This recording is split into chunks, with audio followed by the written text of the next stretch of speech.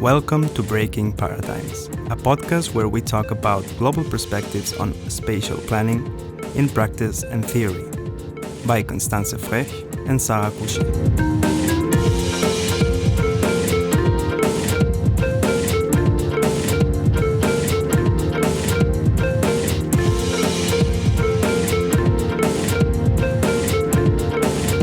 In this episode, we talk about property rights, and land tenure.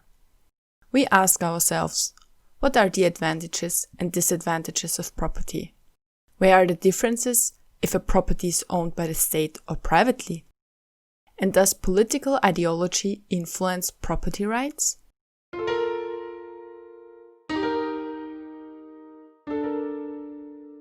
Let's start with some definitions. Property is everything owned by someone. It's either a movable, touchable thing, an incorporeal possession like intellectual property, or land and buildings. We will focus on the last type, land and buildings.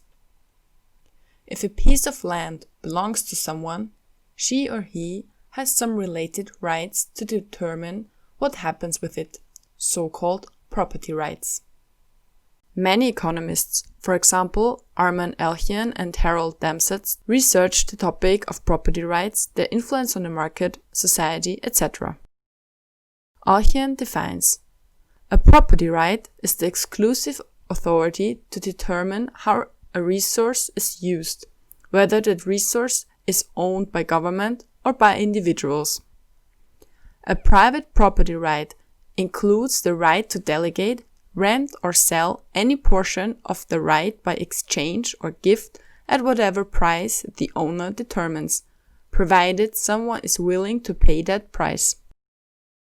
Summarizing, property right mainly consists of three parts.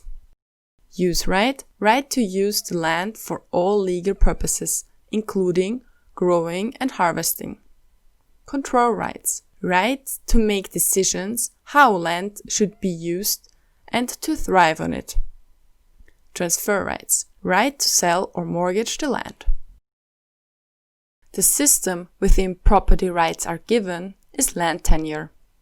Land tenure is the framework that determines who can use what resources for how long and under what conditions. How land tenure is organized is strongly influenced by society, political system, and the economy. Therefore, it can differ a lot between countries. Property rights of a plot are normally reserved to a certain person or group, while the system of land tenure organizes the interests of various parties within society. Those interests can be overriding, overlapping, complementary, and/or competing. For example, the state is in most countries in a position to have the power to override the right to property of individuals in the interest of the public. In the case of the owner and the tenant, they have different rights to the same property, so they are overlapping. In communities, associations, or other groups, many individuals share the same rights to their common property, so their interests are complementary. If two parties have different ideas about the use of a plot, their interests are competing. Land tenure is often classified into four categories: private, communal, open access, and state-owned. If something is privately owned, usually private property rights, as explained before, come into effect.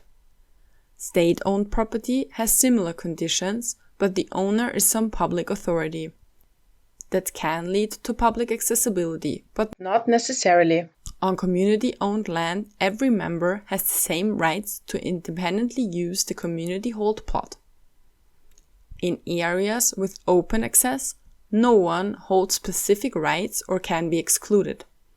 This typically is the case for the oceans, where access to the high seas is generally open to anyone. As we already mentioned, political decisions and society influence land tenure, and land tenure influences society and politics. So there are different systems of land tenure in different countries. But how do political systems influence the idea of property? We picked 5 countries on various continents with various political systems, monarchies, or various types of republics, and tried to see the differences. The People's Republic of China is a state where power is constitutionally linked to a single political movement, in that case the CCP, the Chinese Communist Party. Therefore, the state regulations are strict and collective thinking is very strong. Private land ownership does not exist. Concerning land tenure, there is a difference between urban and rural areas. In cities, the land is absolutely state-owned. However, land use rights can be assigned, sold and resold, leased or mortgaged. The big difference to actual property rights of an owner is the fact that the state easily can take the land back for communality's sake. In rural areas, agricultural collectives own land. Those collectives have a contract with the state for cultivating the land and the duty to contribute to the food supply of the country. We continue with Egypt. Egypt is a republic and land tenure takes 3 forms: ownership, rent, and mixed hold. Firstly, ownership. In that case, the person who holds a plot also owns it. Secondly, rent. In that case, someone is the owner and someone else holds it for rent. The special case in Egypt is the following. Rent payments can happen in the form of money or for in-kind payments, crops or other products. Thirdly, mixed hold. In that, 2 people share a split plot. One is the owner of one part of the land holding and the tenant of the other part. Both of them have ownership as well as the utilization right for one part of it, but only the utilization right for their own part. In Egypt, also Islamic land tenure conceptions still persist. The distinction between the land itself and its usufruct, the principle that ownership of land lies with God, but is held in trust by the state for the community of Muslims, still underpins the categories of land which are utilized today. The next country we talk about is South Africa. In South Africa, land tenure is a difficult and highly politicized topic with a long history of colonialism and discrimination. South Africa's land tenure system includes, firstly, large-scale white commercial farming, which is a legacy of former colonial apartheid system. Secondly, state land. Thirdly, customary communities and areas with strong traditional authorities that practice subsistence-type agriculture.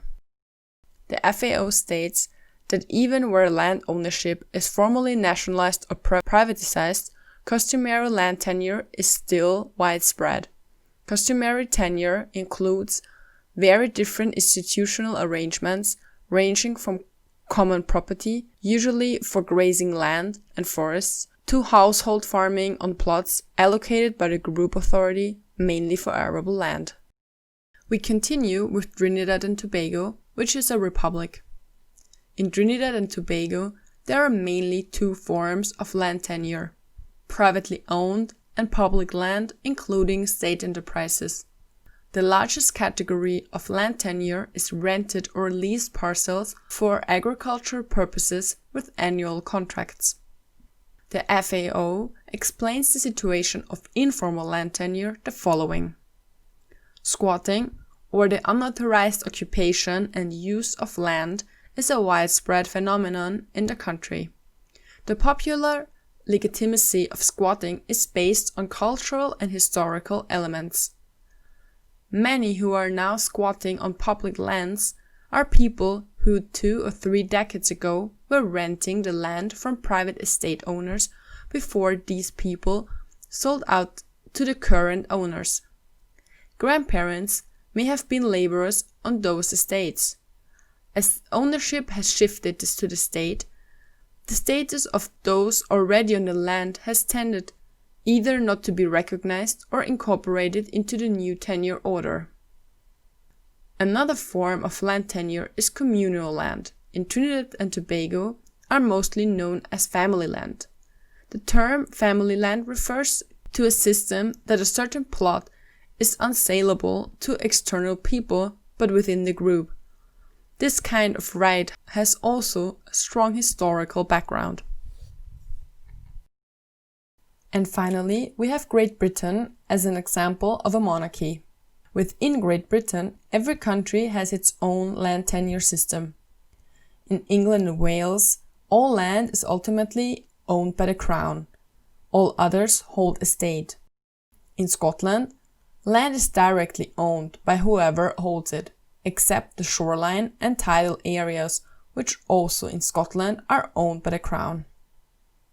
In England, those estates basically exist in two forms, freehold and leasehold. In the case of freehold, one basically holds the already explained property rights, even though the property is ultimately owned by the Crown. A leasehold is a form of rent.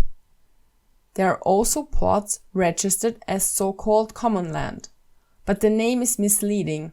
Common land belongs to one person, while another person has the right to use it for activities like grazing animals. If you're interested in more details about different countries, visit the Gender and Land Right database of the FAO. They have collected the current situation of land tenure in various countries. We will put the link in the description of this episode. Summarizing, one can see that historical developments in costumes influenced land tenure even more than the prevailing political system. Of course, both are related, since political systems are also historically grown. Cultivating land and subsisting from it is the oldest way of survival since humankind settled down. Therefore, land always had been a precious good and a key to survival. In hardly any other matter is the origin of a person reflected as much as in land ownership, since passing on within the family, especially to younger generations, is a common process almost everywhere and at all times. As mentioned before, property rights are also a matter of power, security, and sovereignty. So the fight for land is often a big one, and especially an unequal battle, no matter which land tenure system is given. But what are the advantages and disadvantages of private or public property? How does land tenure actually influence individuals? If someone is the owner of a plot, she or he has property rights, as mentioned before, including using it within the legal framework. Economic opportunities like renting it out, selling it, etc. Of course, besides the legal framework for its use, one also has obligations to fulfill, usually in the form of paying taxes and duties. Owning land is also some sort of guarantee of livelihood. If one has an official document of owning a flat, no one is normally able to ask this person to leave the place. Often cultivated land and a house is the base of the livelihood of people, to feed themselves and earn money. Therefore, land titles give the security of keeping that resource of livelihood. As mentioned in our episode Formalization Processes in Settlements, these rights are not given in informal settlements, which is a big risk. In the course of formalization processes, land titles in various forms are given. But besides the advantage of security, people who are not used to this kind of legal framework, it's not always easy to deal with the new given laws, regulations, and rules. If you're interested in informality and formalization processes, listen to our trilogy about informality, formality and informality, formalization processes and settlements, and realities of informality in different continents. Public property is usually administered by any public authority and often used for public interest. It's the nature of spatial planning and spatial use that there are often very contrary interests about one plot. So it should be decided for the broadest majority. That this is often difficult, many groups don't have a seat at the table, and participation processes are often not given is a whole other story. But let's assume the optimum. Public property is often used for public interests, supports marginalized groups, and provides services to inhabitants. Public housing, for example, ensures affordable rents, a public park provides recreation in city, etc. China provides very descriptive examples of both extremes of public property rights: maximum power of decision and nearly no power at all. As already mentioned, in China, land is generally state-owned, with the right of use by the holders. But in the interest of the large majority, these rights can be taken away easily. Let's tell a little story. At the beginning of the 2000s, China realized that a big issue of air pollution are domestic flights. For the sake of reducing it, China decided to massively develop high-speed train connections all over the country. Of course, trains can be faster if they just go straight. So all little villages in the way were just removed for the sake of high-speed trains. A similar example is the removal of the villages along Changjiang, better known as Yangtze River, for the Three Gorges Dam. Those decisions are a big moral dilemma. Remove thousands for the sake of millions or environmental improvement? The other side of the spectrum one can find in China's cities. The increasing demand for a little more luxurious living of the growing higher middle class in Chinese cities leads to a trend of gated communities. Even though the gates wouldn't be needed for security reasons, many people see gated communities as the preferred way of living. So many investors buy big plots, build houses, and fence them. The result is semi-public space, or actually private space, only dedicated to a very selected group of people. So the state, or in that case the city, loses influence on the public space and accessibility gets lost. Streets get transitory spaces and big detours become necessary because people who don't live there are usually not allowed to cross. To conclude this episode, land tenure and property rights is a very complex topic with a lot of historical influence. For the interactive part, we want to introduce you to the website of the Land Portal Foundation, who collect data on land rights and governance issues of countries of the world and provide it online at landportal.org. Have a look and maybe you even want to contribute. As always, you find the link on the website underneath the episode. Finally, we want to thank the HTU Wien for supporting Curriculum Extended. If you want to support us, snag yourself a t-shirt or a mug at our online store, breakingparadigms.org/shop. This was Breaking Paradigms by Constanze Frech and Sarah Kusché. Be part of the conversation. If you like what we do, consider supporting us and join our Patreon community. Connect with us on Facebook, YouTube, and at breakingparadigms.org. Content and editing by Constanze Frech and Sarah Kusché. Sound design by Dídac Barroso and Florian Frech.